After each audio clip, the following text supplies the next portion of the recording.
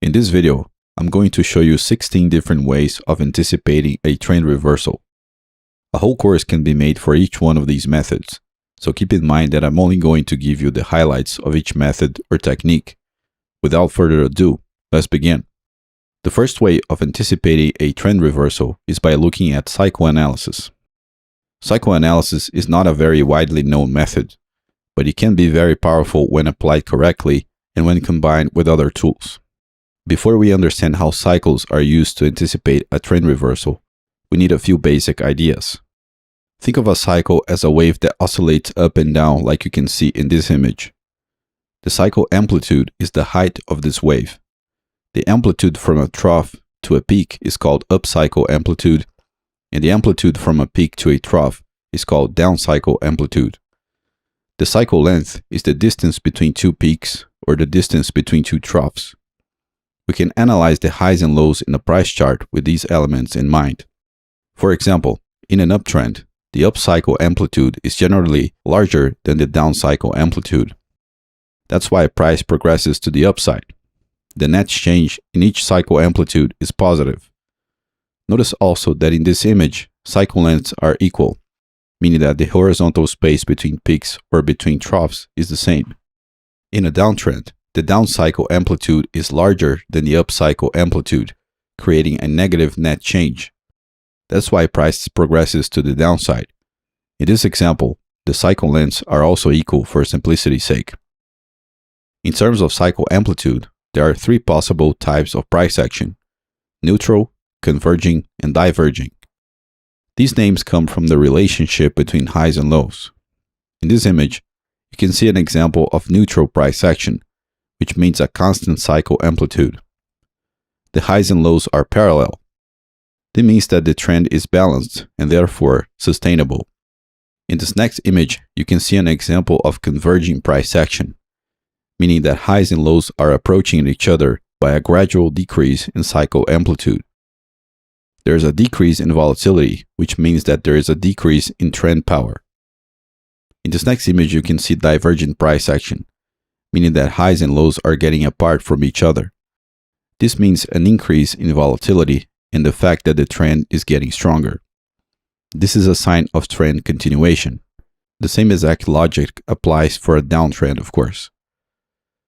The other way of looking at cycles is through their length.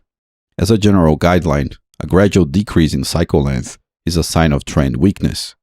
A decrease in cycle length while cycle amplitude is maintained will naturally produce movements that are not sustainable. Movements that go through a wide price range in a short amount of time are exhaustive, even though they appear to be strong. Since exhaustive movements like that are not sustainable, it leads to the conclusion that a gradual decrease in cycle length is a sign of an imminent reversal. On the other hand, a gradual increase in cycle length while amplitude remains equal is a sign of continuation. That's because there is time for price action to create up and down movements in a sustainable fashion.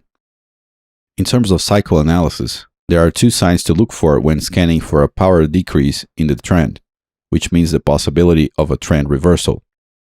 The first is a gradual decrease in cycle amplitude while cycle length remains constant, and the second is a gradual decrease in cycle length while cycle amplitude remains constant. We are looking at these possibilities in isolation, but they can occur in synchrony, which will lead to different signals. I will leave that for another day since psychoanalysis goes way beyond this brief introduction. Another way of assessing the strength of a trend is to analyze the size of retracements. If the retracement size is decreasing, it means that the dominant market player is becoming more powerful, and therefore, the trend will pick up speed.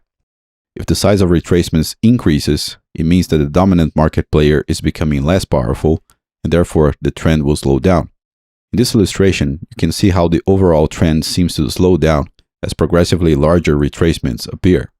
A larger retracement means that the subdominant market player has more space to breathe. The opposite scenario can also occur, indicating an increase in the power behind the trend. The classic example of this is when the trend is reacting to a well-established sloping channel, like you can see in this image. In a certain point, the expectation that the market will retrace to the channel boundary is frustrated, which immediately translates into a retracement with smaller size. After that, price breaks to the other boundary of the channel and there is an increase in trend power. Another way of assessing the power behind the trend is to look at the candlestick ranges. The candlestick range is nothing more than the distance between the candle extremes. The average candlestick range can be easily observed through the ATR indicator, which stands for average true range. A decrease in the average true range means that candlesticks are narrowing, which implies that the dominant market player lacks the power to produce powerful wide movements in the trend direction. A decrease in ATR while price advances the trend direction is a sign that the power behind the trend is weakening. In this illustration, you can see that a decrease in ATR while price is advancing to the upside is a sign that the trend is weakening. A decrease in ATR while price is advancing to the downside is also a sign that the trend is weakening. The bullish and bearish signals are the same because the ATR cannot have negative values. Logically, an increase in ATR is a sign that the power behind the trend is increasing.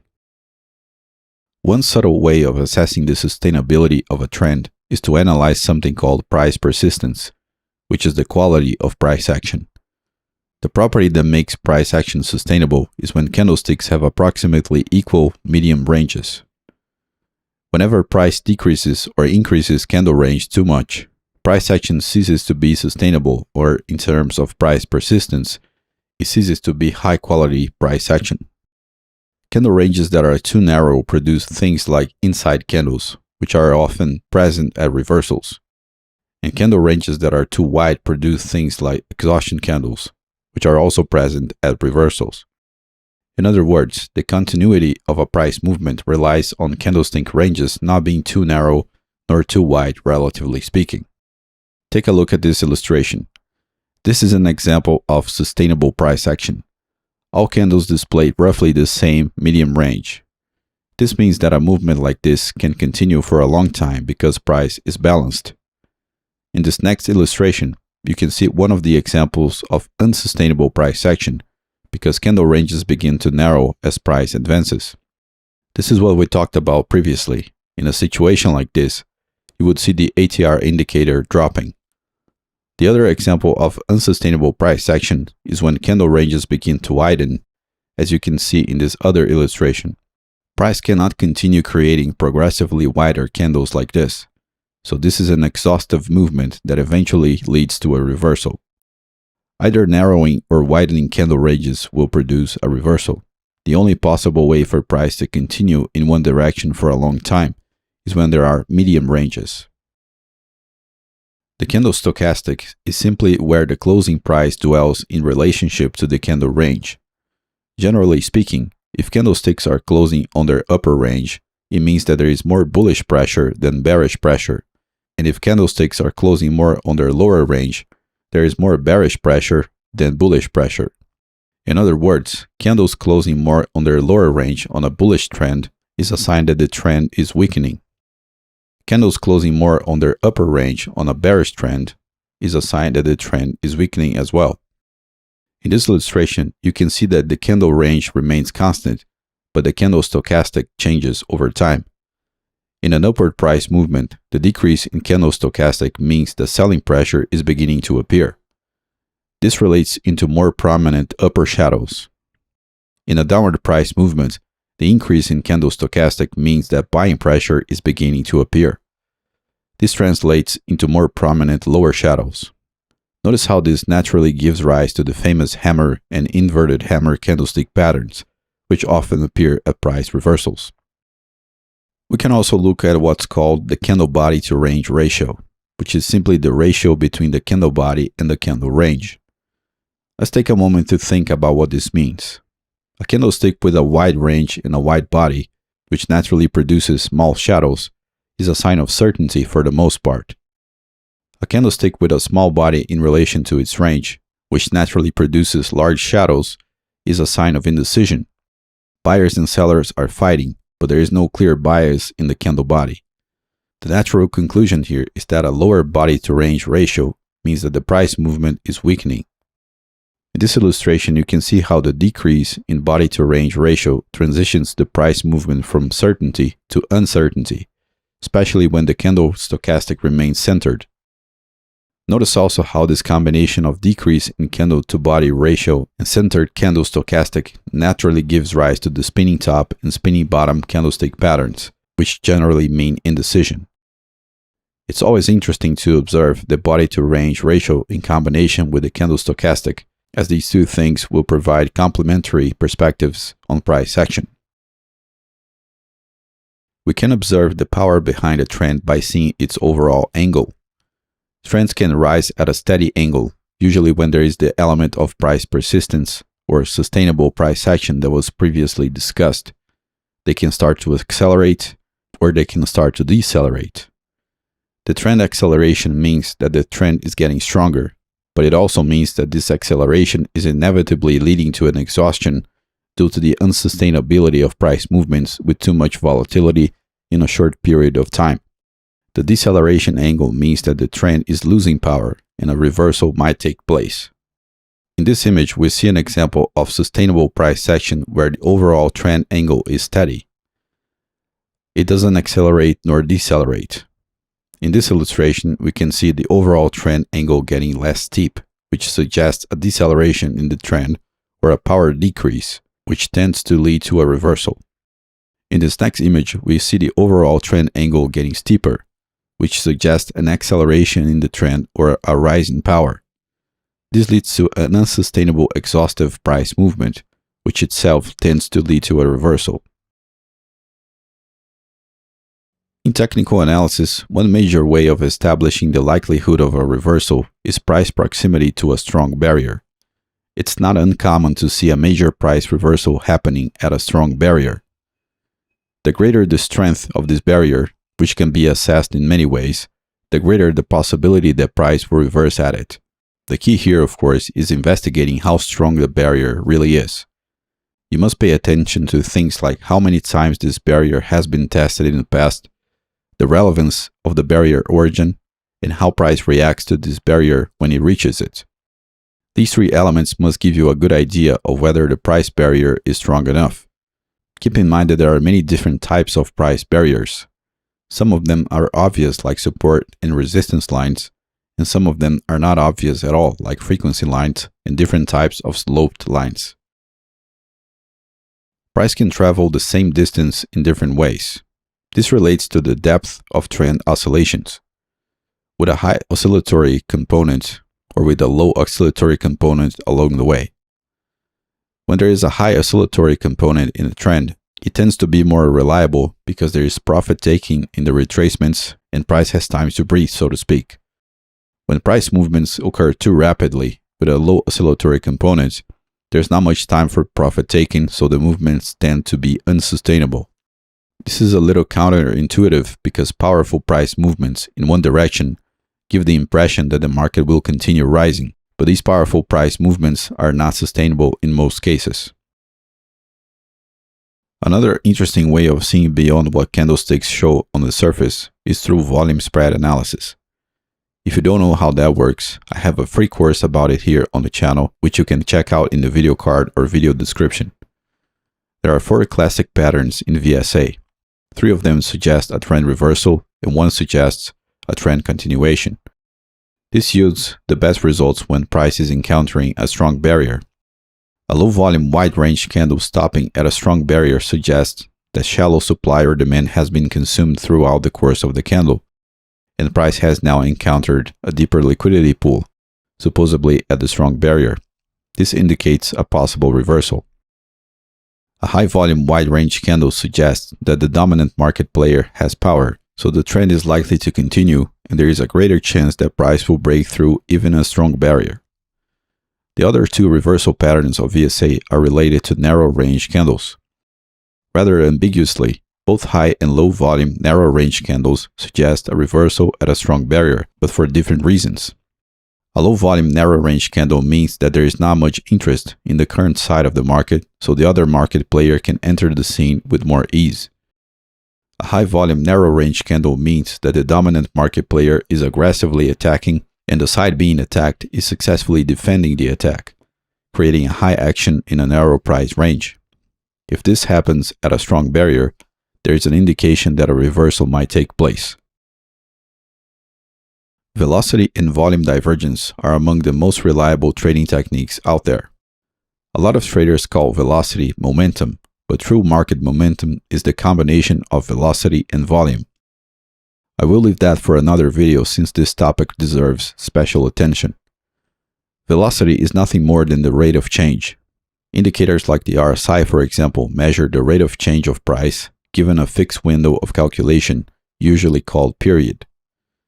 At the end of the trend, it's common to observe the standard reversal divergence signals in terms of velocity and volume. A bearish reversal divergence will occur at the end of a bullish trend and is characterized by higher highs in price action and lower highs in an oscillator like the RSI. A bullish reversal divergence will occur at the end of a bearish trend and is characterized by lower lows in price action and higher lows in the RSI. Volume divergence is also a powerful tool, and it can be seen in different types of volume indicators. The most common type is volume divergence through the simple volume histogram. In an uptrend, volume divergence occurs when price creates higher highs and the histogram creates lower highs. In a downtrend, volume divergence occurs when price creates lower lows and the histogram creates lower highs. Notice the nuance here since the volume histogram only has positive values, so we only look at peaks in the histogram. Another possibility is by observing volume divergence in a cumulative volume indicator like the OBV or the cumulative delta volume, which yield pretty much the same signal. These indicators have positive and negative values since they are cumulative, so the divergent signals are exactly like the ones we find in other types of oscillators like the RSI. For bearish reversal divergence, we observe higher highs in price and lower highs in the cumulative volume indicator. For bullish reversal divergence, we observe lower lows in price and higher lows in the cumulative volume indicator. Divergent signals can also provide insight into the continuation of a trend. The heuristic for continuation divergence goes as follows. Higher lows in price in combination with lower lows in an oscillator yield a bullish continuation signal. Lower highs in price in combination with higher highs in an oscillator yield a bearish continuation signal. The combination of velocity and volume divergences happening simultaneously increases the strength of the signal. This would be a true momentum divergence. Another powerful and yet very simple way of assessing the trend is through one of the tenets of the famous Dow theory. In the theory, an uptrend is marked by successive higher highs and higher lows, and a downtrend is marked by successive lower highs and lower lows. We can spot a change in the trend when there is a change in the relationship between highs and lows. That doesn't always happen, of course, but when it does, it is clear the market has transitioned from a trend movement to a sideways movement, and that gauges the type of trade signals you should look for in the chart.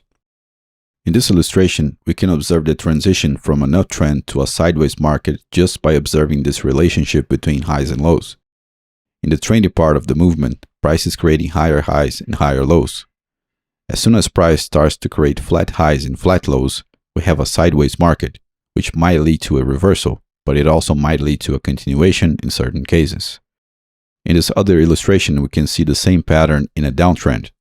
Lower highs and lower lows mark a downtrend, and as soon as price starts to display flat highs and flat lows, we have the transition to a sideways market.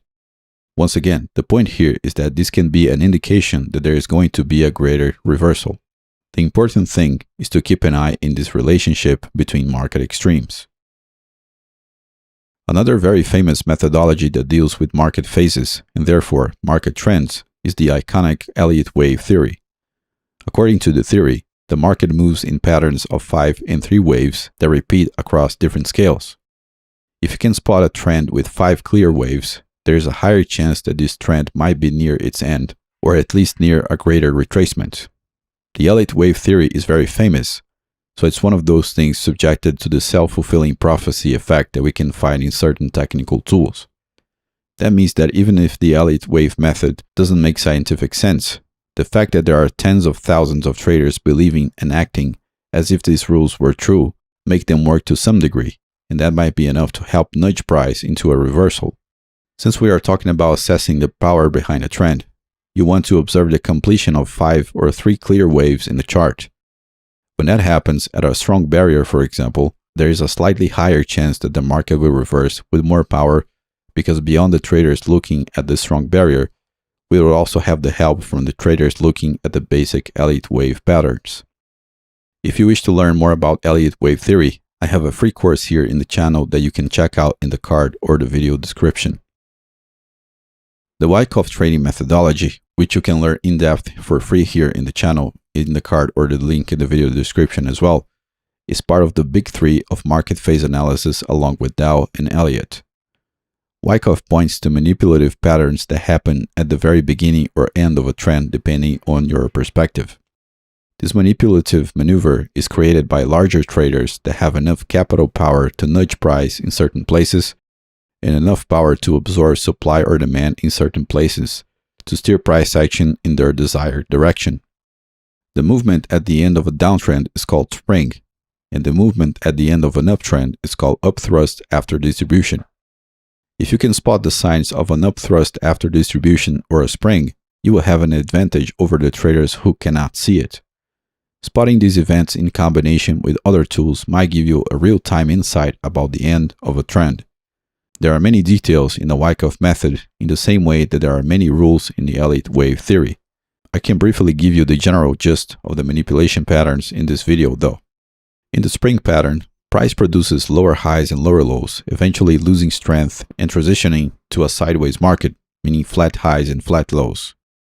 This suggests the creation of upper and lower limits of a range. There are many retail traders that wait for the breakout of the lower limit of the range in order to sell because they think this is a sign of continuation in the trend, which might be in some cases. However, large traders that have the capacity of absorbing supply or demand know that retail traders think in that way, so they can purposefully induce a breakout just to trigger the retail traders to the downside. This generates a deep liquidity pool. A lot of supply in this case comes from the retail traders. Large traders can then absorb the supply by entering many long positions in a narrow price range. This is what happens at the spring event. Eventually, retail traders realize that the market will not continue to the downside, so they start to reverse their positions to the upside. Meanwhile, the large traders are already in the market with a lot of long positions from the absorption. From this point, an uptrend begins.